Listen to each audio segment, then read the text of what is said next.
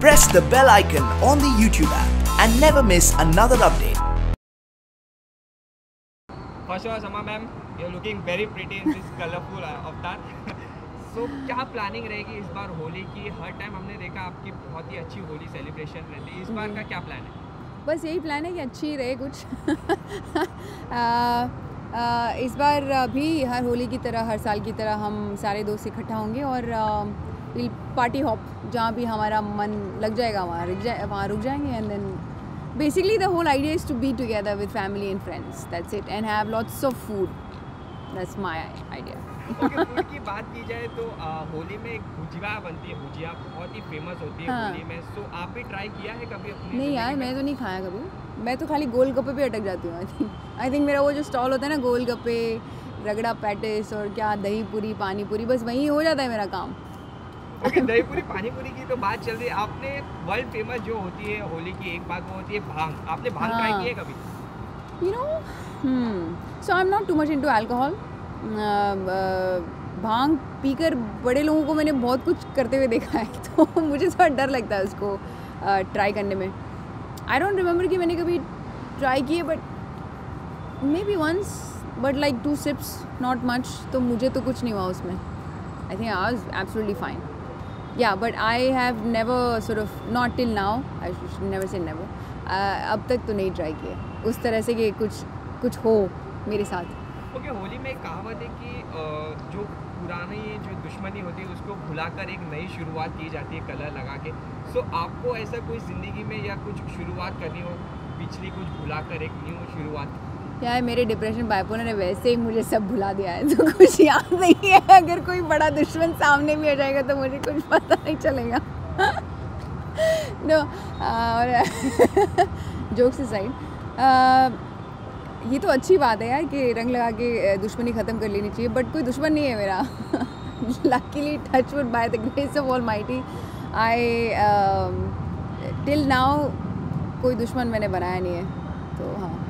Okay ma'am, Holi की एक चीज़ जो बहुत आपको अच्छी लगती है? होली का सही मायना मुझे अब समझ में आया है कि इतने सालों पहले जब मैं छोटी थी ना, तो मुझे लगता था बड़ा ही गंदा त्यौहार है, इतने लोग गंदे हो जाते हैं, एक दूसरे को गंदा करते हैं, अब वो रंग जाता नहीं है, और क्यों ऐसा करते हैं, क्या करते हैं। किताबों में पढ़ा था कि होली का त्यौहार क्यों मनाया जाता है, क्योंकि होलिका का वध हुआ था उस दिन और अच्छाई की बुराई पे जीत हुई थी।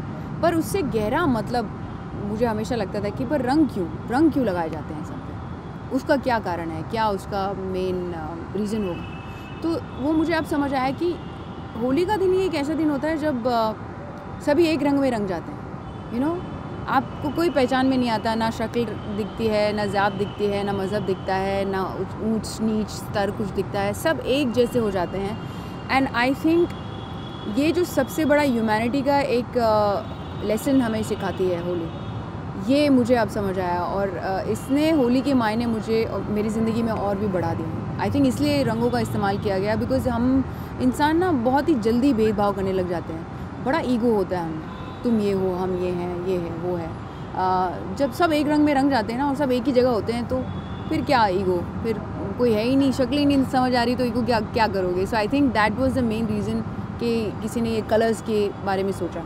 एंड रंग तो ऑब्वियसली खूबसूरत तो होते ही हैं, पर आपने कभी नोटिस किया है, सब रंग जब एक साथ लग जाते हैं तो सब एक ही रंग के हो जाते हैं, उसमें कोई कलर का भेदभाव भी नहीं रहता। इतनी बड़ी ब्यूटीफुल बात है होली की। सो हाँ, ये मेरी सबसे फेवरेट बात है। ओके शमा मैम, आपको हमेशा अप्रिशिएट किया गया है वेदर एक्टिंग और एज अ ह्यूमन बीइंग, और हमेशा आप सोशल कॉज को बहुत सपोर्ट करते हैं। होली में हमने ये देखा है कि एनिमल्स को आप बहुत लव करते हैं, और हमने होली में देखा है कि जो जानवर होते हैं उस पर कलर लगा दिया जाता है, जान के पक्के कलर लगा दिया जाते हैं। तो आपका क्या ठीक है, आपके मैसेज देना चाहिए? I think it's a very very bad thing to do. I mean, वो बेचारा जानवर जो कुछ बोल नहीं सकता है, जो तुमसे वापस लड़ नहीं सकता है, उस पर आई think it's very sadistic and it's not right, it's absolutely not right. I am totally against it. कभी मैं तो कहूँगी किसी को भी ऐसा, किसी के साथ भी ऐसा नहीं करना चाहिए, स्पेशली जानवरों के साथ, बिकॉज एक तो वो इतने नाइव होते हैं, इतने प्यारे होते हैं, और हमें यहाँ again it's about ego. Human beings think कि हमारा ही है ये पूरा प्लानट, हम ही इसको ओन करते हैं, बाकी क्या है, बाकी तो सब ऐसे ही है. But no, everybody has equal right as us human beings have to live here, to survive here, to live the way we want to. So हम अपना पावर उन पे दिखाकर अगर कुछ जताने की कोशिश कर रहे हैं तो वो सिर्फ़ और सिर्फ ये जताता है कि हम कितने इनसिक्योर हैं और हम कितने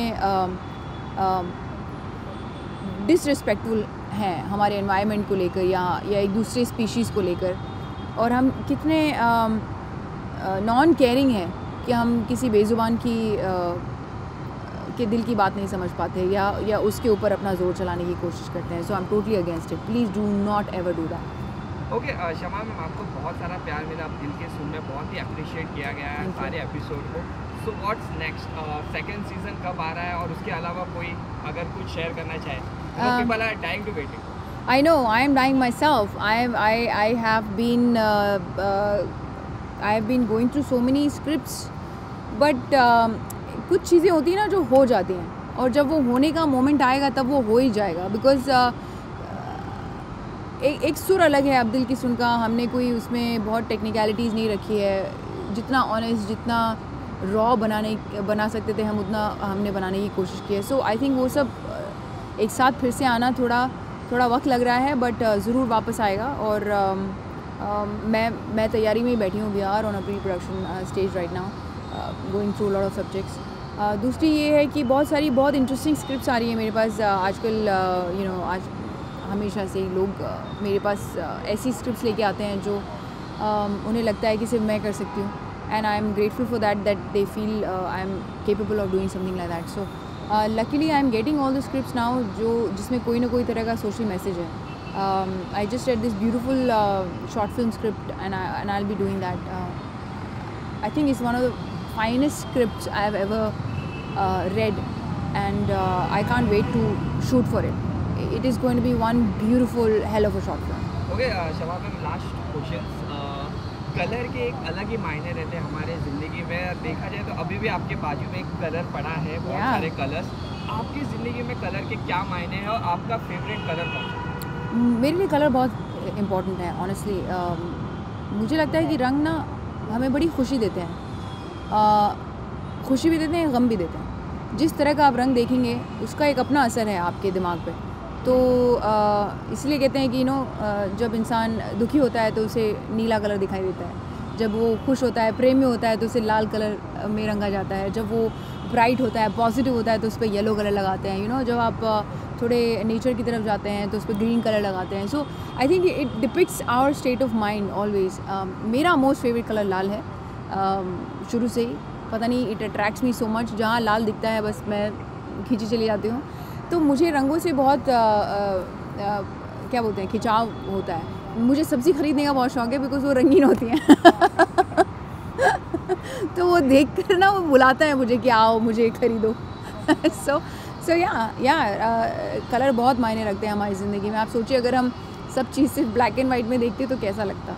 बेरंग हो जाती ज़िंदगी. सो या ओके, लास्टली मैम क्या कहना चाहिए दर्शकों को? होली आ रही है, एक अपने अवतार में एक Holi wish.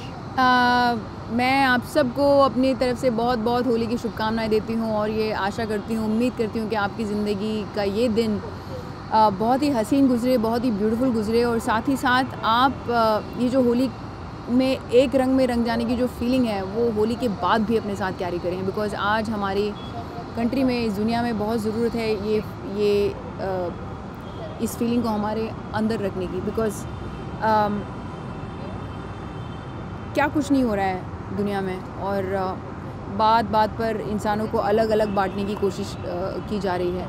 I just want to tell everybody that we are humans and that is our religion. That is the most important thing to us, nothing else. कोई ज़ात पात नहीं, कोई ऊंच नीच नहीं, कोई कलर रंग भेदभाव, ये सब बेकार की बातें हैं, पुरानी बातें हैं. Move on, understand life and just वो एक रंग में रंगे रहिए. हमें कोई नहीं तोड़ सकता, हमारा कोई बाल भी वाका नहीं कर सकता. So have a great Holi and just be very careful towards animals please. Thank you. Thank you. Always pleasure talking to you. Thank you.